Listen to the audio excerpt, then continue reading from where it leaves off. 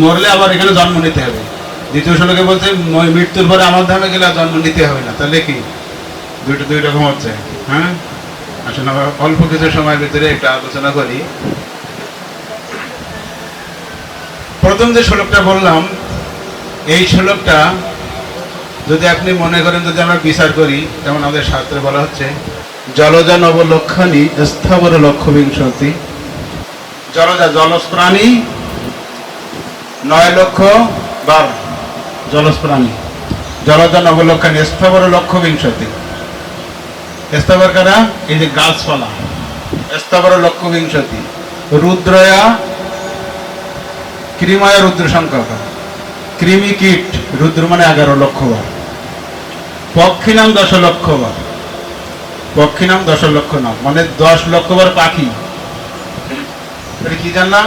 9 লক্ষ বার জলজ প্রাণী, 20 লক্ষ বার গাছপালা, 11 লক্ষ বার কৃমিকীট, 10 লক্ষ বার পাখি জনি, আর 300 লক্ষানি পশু, অর্থাৎ 30 লক্ষ জনি পশু, 70 লক্ষানি মানুষ, 4 লক্ষ 12 নয় কিন্তু 4 লক্ষ প্রজাতি। এখানে একটা জিনিস বুঝতে হবে যে এই যে শ্লোকটা, আপনি যদি মনে করেন যে এই শ্লোকের অর্থ হচ্ছে যে 4 লক্ষ বার আমি মানব জীবন পাবো, না, এটা কিন্তু ঠিক না। কেউ ভাবতে পারে আরে 84 লক্ষ জনই যা হবে হবে, আমি 4 লক্ষ বার তো মানব জীবন পাই, তারপর দেখো 4 লক্ষ বার মানে সহজ কথা নয়, 4 লক্ষ বার তো মানব জীবন পাবো, তাই না? কিন্তু সব থেকে অদ্ভুত কি, এই 84 লক্ষ জনে 4 লক্ষ বার কিভাবে, 4 লক্ষ প্রজাতি কিভাবে নির্বাচন করা হয়েছে জানেন? একেবারে এখান থেকে, একবার পিপি লেখা থেকে শুরু করে, সরি, এই মানব জীবন আমরা যে জনি পেয়েছি এখান থেকে শুরু করে একবার ব্রহ্মলোক পর্যন্ত 14 ভুবনে যত ব্রহ্মাণ্ড, যত ভাবে বিভিন্ন প্রজাতি ভাবে আমরা এই মানুষ জন্ম নেব, এই সব মিলিয়ে 14 লক্ষ 4 লক্ষ হিসাব করা হয়েছে। এমন নয় যে 4 লক্ষ বার আমরা মানব জীবন পেয়েছি মানে মরবো আবার মানুষ হবে 4 লক্ষ বার, না। আর প্রথম শ্লোকের যেটা বলা আছে জন্ম নিলে মরবে, মরলে বা জন্ম নেবে, ওই শ্লোকটার কিন্তু এই অর্থ নাই। সেখানে এটা কিন্তু কোথাও লেখা নাই যে আপনি মানুষের জন্ম নিয়েছেন, মৃত্যুর পর আবার মানুষ হবেন, ব্যাস ওই গ্যারান্টি ওখানে। তাহলে কি গ্যারান্টি ওখানে? এখানে একটু কি বিশ্বাসের বিষয় কিনা যে আমি মানুষের জন্ম নিয়েছি, মৃত্যুর পরে আমি মানুষ হব, এই গ্যারান্টি ওই শ্লোকে সেই গ্যারান্টি নাই। তাহলে আমি কি হবে? এখানে বলা হচ্ছে আপনার কর্ম অনুযায়ী আপনি পরবর্তী দেহ পাবেন। কর্মটা কেমন ভাবে হিসাব করা হবে? আপনি একটা এসএসসি পরীক্ষা, একটা ছেলে এসএসসি পরীক্ষা দিতে গিয়েছে, 10টা অঙ্ক, প্রত্যেক অঙ্কে 10 করে, 10টা অঙ্ক যদি উত্তর দেয় 100 পাবে, 10 100। 5টা প্রশ্নের উত্তর দিলে 50 পাবে।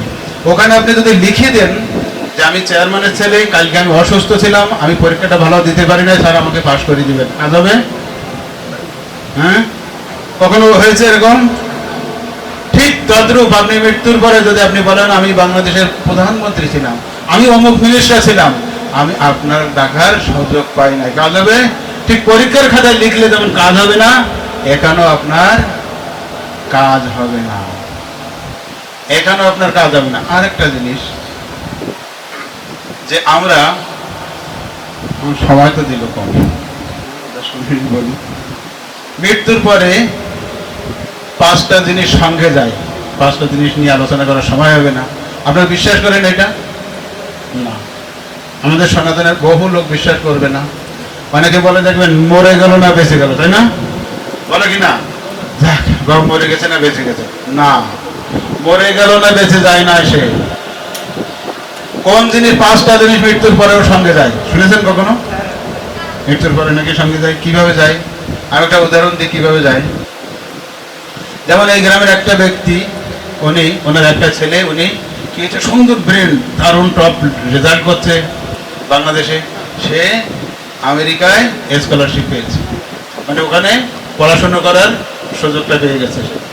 ব্যাস ওখান থেকে সবকিছু কাগজপত্র সব আসলো, এসে সে ওখানে ভর্তি হলো, ওখানে ভালো পড়ালেখা করে ওখানে চাকরি পেয়ে গেল। বাবাকে তখন স্পন্সরশিপ পাঠিয়েছে যে বাবা তোমাকে আর ওই কাজ করতে হবে না, গ্রামে অনেক কষ্ট করেছো, পরিশ্রম করে আমাকে লেখাপড়া শিখিয়েছো, তুমি এখন আমার এখানে এসো, আমি অনেক বড় চাকরি করবো, টাকা পয়সার অভাব নেই।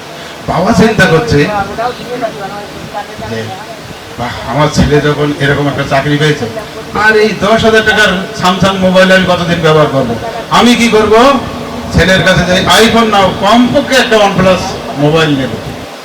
কিন্তু বাবা তো গ্রামের লোক, উনি চিন্তা করছে আরে আমি তো ওখানে যাব, বাংলাদেশ সিনেমা তো আমার খুব ভালো লাগে, বিশেষ করে কয়েকটা বই আমার আগেকার লোক চিন্তা করছে বাংলাদেশ সিনেমা খুব ভালো লাগে। উনি কি করলেন, বাজারে গেলেন, বাজারে দিয়ে 300 টাকা দিয়ে 32 GB একটা মেমোরি কিনলেন। 300 কতটুকু, একটা ছোট মেমোরি না, 300 টাকা দিয়ে 32 GB একটা মেমোরি কিনলেন। মেমোরি কিনে কি করলো, যথাযথ সব কিছু কার্যকর্ম হয়ে গেল, ভিসা পেয়ে গেল। ভিসা পাওয়ার পরে উনি আমেরিকায় গেলেন, কি করলেন, 300 টাকা দামের 32 GB একটা মেমোরি কিনলেন।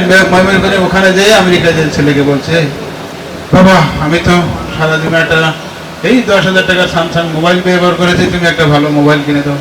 ছেলে একটা OnePlus খুব দামি একটা মোবাইল কিনে দিল। আর যখন মেমোরিটা ঢুকিয়েছে, সঙ্গে সঙ্গে বাংলাদেশ সিনেমা দেখছে। কোথায়?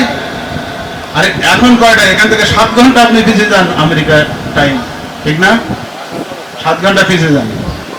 তার মানে সেখানে এখন রাত্রে, সেখানে যে বাংলাদেশ সিনেমা দেখছে একটা 300 টাকা দাম 32 GB মেমোরি, কোথায় একটা নতুন মোবাইলে ঢুকিয়েছে, ঠিক কিনা?